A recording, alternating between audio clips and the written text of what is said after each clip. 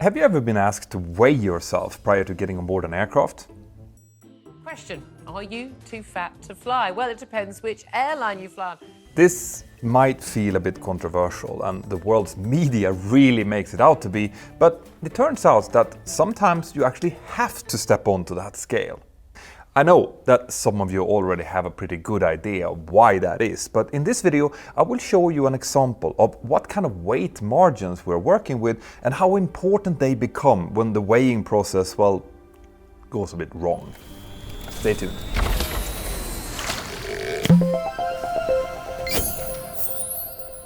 Air travel has fortunately continued to increase in popularity over the past few decades, and that, plus tightening of airport security, has caused airports to introduce new passenger scanning methods to speed things up while still keeping us all safe. But it doesn't always mean a more enjoyable experience. This is an inevitable part of flying, but it generally also means that you, members of the flying public, are almost always a bit skeptical every time an airline announces something new or an extra procedure at the airport. And that is why a lot of people might not be thrilled if they're told by their airline that they and their hand luggage will be weighed by somebody either at the check-in or by the gate just before boarding. But fortunately, a lot of you guys have also started to become a bit more knowledgeable about aviation, thanks to various online resources like YouTube channels, for example. An example of that is that a lot of you now know how important lowering fuel consumption is for the airlines, since fuel is one of their absolute biggest costs. Obviously, every bit of extra weight that we bring onto an aircraft increases that fuel consumption, and with that also our emissions. This has actually led to some really odd stories of airlines claiming to have saved weight by reducing the thickness of the paper they use for their in-flight magazines, simplified their menus, or used lighter paint for their aircraft. Now, I know that might sound crazy, but even tiny savings in weight in one jet translates to tons of saved fuel when it's applied to an entire fleet over a year. One airline in Japan once even got some attention because they asked their passengers to visit the toilet before boarding in order to help them fight CO2 emissions. Now, it's not surprising that some people question the motives behind those kind of moves, although, to be honest, toilet queues on planes are never that much fun, so going before you get on board is probably still good advice. But when an airline says that they're going to be weighing their passengers and hand luggage, a lot of people think that they're just taking things one step too far. But don't worry, the point of this is not to try and convince people to lose weight or to keep them from carrying too much in their carry-on bags. No, as I'm sure that you've guessed by now, the reasons for this have to do with safety. And if you think about it, instead of asking why airlines might be weighing their passengers, shouldn't we instead be asking why aren't the airlines always weighing everybody? That's actually a valid question because frankly, we do weigh everything else. We weigh your hold luggage and other cargo that we might be carrying. We weigh our fuel, the catering we bring on board, even the water we have available. So why shouldn't we be weighing you? Well, the reason we don't actually put everyone up on the scales is that because instead we are generally relying on something known as average weights, which usually cover both the passengers and their hand luggage, and in some cases hold luggage as well. These average weights have been researched and developed over time, and each airline uses the numbers that the aviation authority in its home country have specified for them. They can also, in some cases, decide to do their own service on average passenger weights if they feel like they need more accurate figures and if they can motivate those figures to their aviation authority. And that's exactly why airlines might ask you to get onto the scales from time to time. And also, like I hinted in the very beginning, they do this all in slightly different ways. Recently, Finnair in Finland conducted a survey exactly like this one on a voluntary basis. They first made sure to inform passengers beforehand using notices on their website and on their mobile app, which frankly sounds like probably a pretty good idea since forcing people onto scales when they don't expect it sounds like it could be a little bit awkward. Anyway, those who agreed to take part in the survey would then be weighed with their clothes, obviously, and their carry-on bags right at the gate before boarding. Now, as for privacy, only the scale operator was able to see the passenger's weight and it was then de-identified. Finnair is actually performing this survey in two parts, one in winter, which they completed recently, and one closer to the summer. They decided to divide it into two parts because most of us tend to pack and wear heavier clothes in the winter, especially in Sweden and Finland. But other airlines and aviation authorities sometimes do the same thing, but in a different way. In May last year, Air New Zealand also conducted passenger weight surveys, but in that case, this survey was done at the check-in desk with the passengers' carry-on bags weighed separately. And more importantly, that process was mandatory for everyone.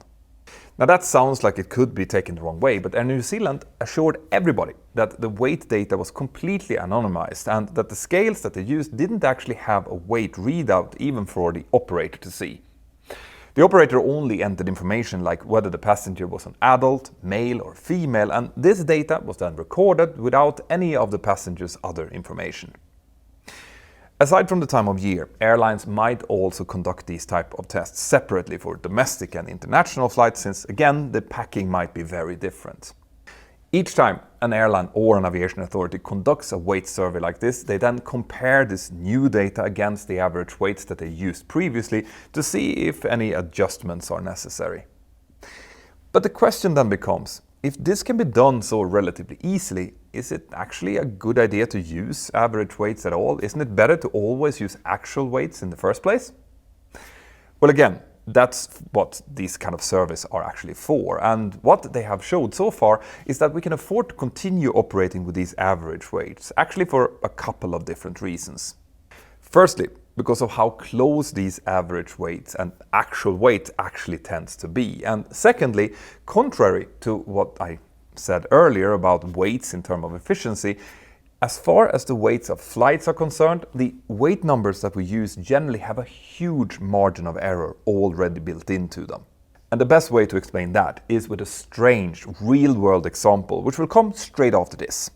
Getting told by someone that you need to weigh yourself in front of them might feel like an invasion of your privacy, but do you know what really is? Having your personal data harvested for profits. Right now, there are companies known as data brokers collecting your personal data for exactly this reason, but luckily, today's sponsor Incogni has a solution for you. With their service, your online presence will be shielded, protecting you from possible scams, identity theft, and online harassment. Now, what Incogni actually does is that they will ask to remove you from all of these lists, including people's search sites, and then make sure that you're kept away for as long as you stay with them. I recently tried Incogni myself, and I was amazed by just how much data was out there about me, and since I signed up, my phone has become quieter and I'm also getting way less spam mail. So if you are concerned about your online privacy, consider giving Incogni a try using the link here below, which is incogni.com/mentornow. And as a special offer, use the code MENTORNOW for an exclusive 60% discount on their annual plan. Thank you, Incogni. Now back to the video. The example I'm going to use here is a serious incident that could have almost been covered over on the Mentor pilot channel. It happened on TUI flight 7226, departing from Birmingham International Airport in the UK, heading towards Palma de Mallorca Airport in Spain. It was flown using a Boeing 737-800 on the 21st of July of 2020, and that date is very relevant to this story. Now, I probably don't need to remind you what flying in 2020 looked like, but a key point is that the airlines, when this happened, still had some cash left to spend. So they used this flying downtime to complete additional maintenance on their aircraft or take care of some complicated admin work, which they had been planning since before the pandemic. This could, for example, include things like updating the integrated reservation and check-in software, which is exactly what TUI had also decided to do. They thought that the slow or sometimes even completely stopped flight schedule would allow for this new system to be rolled out slower and therefore making catching errors and teething problems a little bit easier. And actually, as it turns out, the TUI team who did this work actually did catch such an error 11 days before this incident flight. An eagle-eyed software engineer noticed that an adult woman who was going on one of their flights for some reason had gotten entered into the system as a child instead of an adult. And after having had a closer look at it, the team also discovered that 2 other female passengers had also been entered as children, and as it turned out, the problem had to do with the title given to each passenger before their names. MR for Mr, MRS for Mrs, DR for Doctor, Miss for Miss, and then there was something called MS. As it turned out, this software was developed in a country where the title Miss would apply to a female child, while MS would apply to a female adult, which was not the case in the UK. But this software had been written so that it would automatically define anyone with the title Miss as a child, and that happened even though there was a separate field in the reservation process where the passengers were identified as either adults or children. Now, I think that you can see where this is going, except that, as I already said, the team working on this update actually noticed this problem quite early on in the process. So, what did they do about it? Well, a permanent fix to the software problem would take a few days to implement, so in the meantime, the team chose to handle the problem manually by checking each upcoming flight, which remember weren't that many, and then manually change all adult passengers entered as Miss into MS. They did this in the afternoon and evening of the day before each flight, and they also notified ground operations about this issue, asking people there to be on the lookout for any adults at the check-in or at the gate who appeared in the system as children. Now, this worked fine until the 17th of July, 4 days before the incident flight. Because on that date, a change in the software was made which identified anyone listed as an adult and as Miss and just changed them to MS instead. But there was still one remaining glitch. The system would not change any titles for passengers who were already checked in. But those changes could still be made manually, and they also were, so that's where this story should have ended. However, 3 days later, on the day before this incident flight, a programmer was applying some more fixes to the software which appeared to have stopped that recent fix from working. This meant that many customers checked in electronically in the 24-hour period before the flight without the system making those necessary corrections.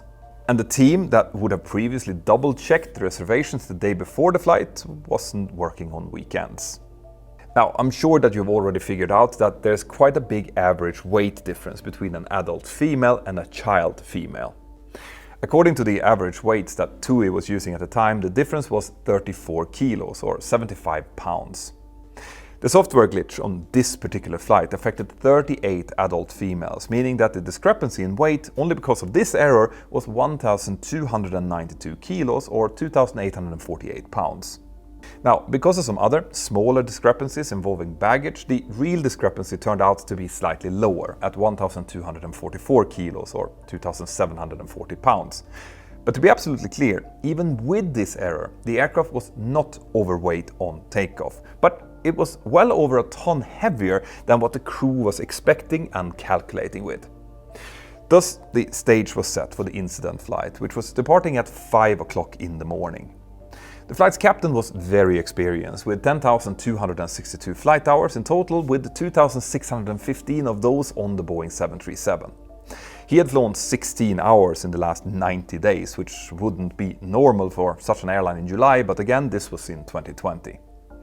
Now, unfortunately, we don't have any information on the first officer's experience, but we do know what documents these pilots had to work with. One of them was the flight plan with their predicted takeoff weight, and another one was the supposedly up-to-date actual weight of the passengers, plus, of course, all of the rest of their information that they needed to calculate the performance of the aircraft. When the pilots started comparing these two documents, they noticed that there was a significant discrepancy in their predicted and their actual zero fuel weight. A discrepancy even bigger than the numbers that I gave you before. They also noticed that apparently their flight had a total of 65 children on board instead of the 29 that their flight plan had previously been stating.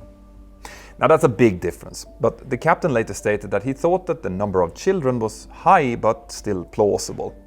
You see, the pandemic had brought a lot of changes, including really big last-minute changes to the load sheet, as many people couldn't go through with their original travel plans. It should also be said here that the final figures are almost always updated, and they tend to be lower than on the flight plans due to no-shows which appear on almost every flight. So even though this difference was a bit higher than normal, I kind of understand why the captain didn't question it further. After this, the crew then carefully went through the rest of the weight discrepancies, which included the difference in taxi fuel, and another one in baggage, which was calculated with average weights in the flight plan and actual weights at a slightly lower value in the final load sheet.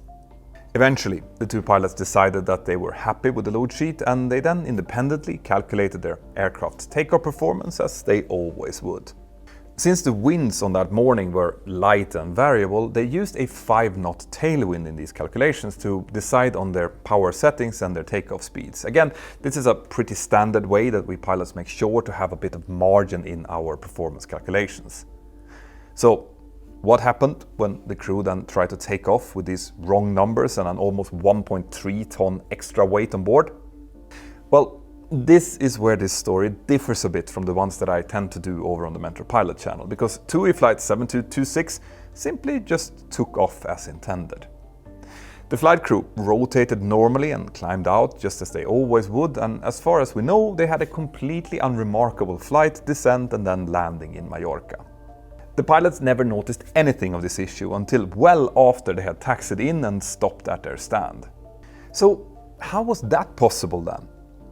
Well, when the problem was identified and the investigators ran the correct numbers, it turned out that with that weight discrepancy, each of the V speeds, like the V1 decision speed and the VR rotation speed, should have been just 1 knot faster than what this crew had calculated.